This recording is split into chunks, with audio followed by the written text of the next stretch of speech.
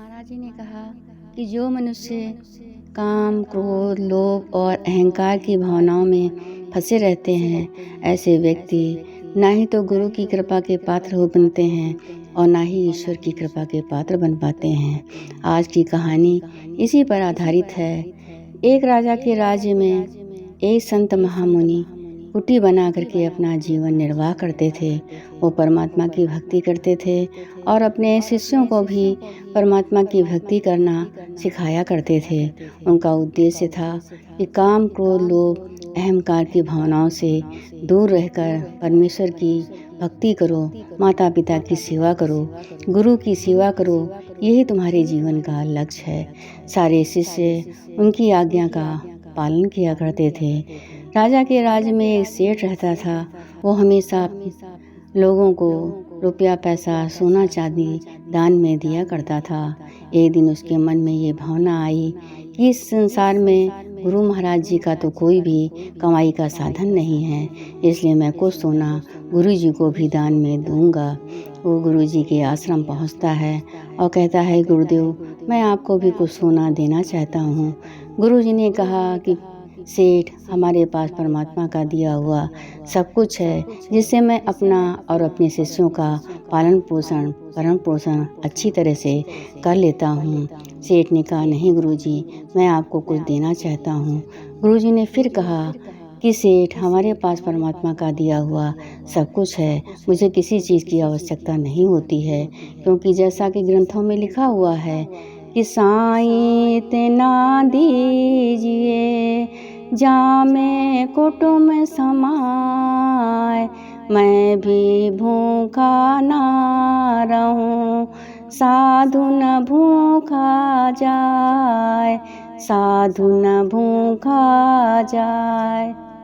हम संतों के पास बस इतना दिव्य होना चाहिए जिससे कि मैं अपने शिष्यों का अपना पेट भर सकूं, और मेरे यहाँ यदि कोई आए तो उसका भी मैं पेट भर सकूं। बस इतना ही उद्देश्य हमारा होता है। सेठ ने कहा, नहीं गुरुजी, मैं कुछ न कुछ आपको देना चाहता हूँ, ये मेरे अंतरात्मा की इच्छा है। गुरुजी ने एक तुलसी का पत्ता उठाया और उस पर राम नाम लिख करके कहा कि ठीक है सेठ, इस पत्ते के बराबर सोना तुम मुझे तौल दो। सेठ ने कहा कि गुरुजी, इतना कम सोना? कहने लगे, हाँ, मुझे इतने ही सोने की आवश्यकता है।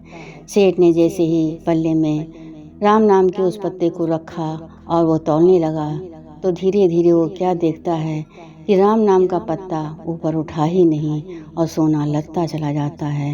यह देखकर सेठ अंदर से घबरा जाता है और दौड़ करके गुरु जी के चरणों में गिर जाता है और कहता है, परमात्मा, हे गुरुदेव, मुझे क्षमा कर दीजिए। मैं आपकी अंतरात्मा की आवाज़ को नहीं समझ सकता, क्योंकि मैं इस संसार के माया मोह के बंधन में इस तरह से फंसा हुआ हूँ कि आप क्या सोचते हैं, क्या करते हैं, ये मैं नहीं जान सकता।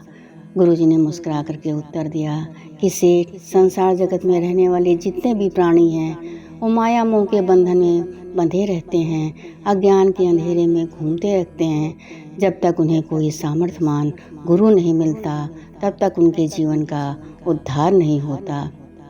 सेठ ने कहा, हे गुरुदेव, मुझे राम नाम की दीक्षा देकर मेरे जीवन का उद्धार कीजिए।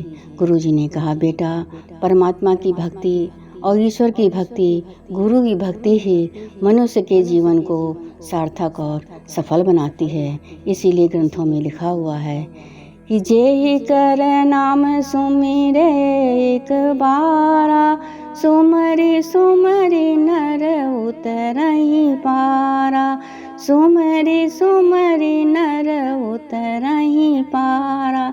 कि उस परमेश्वर का, परमात्मा की भक्ति का जो मनुष्य अच्छी तरह से पालन करता है, अपने नियमों का पालन करता है, वो इस संसार रूपी सागर से आसानी के साथ पार कर सकता है। क्योंकि बिना परमात्मा की भक्ति के, बिना गुरु की दीक्षा के मनुष्य के अज्ञान का अंधेरा कभी भी नहीं मिटता है। वो इसी तरह से माया मोह के बंधन में पड़ा रहता है। सेठ ने गुरु जी के चरणों में शीश नवाकर कहा, हे गुरुदेव, अब मेरे जीवन का उद्धार कीजिए। प्रेम से बोलो परम संत श्री ठाकर सिंह महाराज की जय।